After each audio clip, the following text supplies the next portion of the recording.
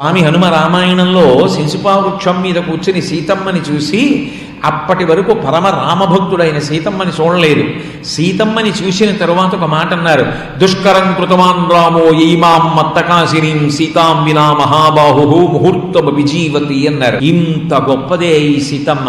3 లోకములలో ఉన్నటువంటి వైభవం అంతా తక్కెట్లో ఒక పక్కన పెట్టి సీతమ్మని ఒక పక్కన పెడితే ఆఖరికి 16వ వంతు వైభవం సీతమ్మతో సరిపోదు. ఇంత మహాపతివ్రత.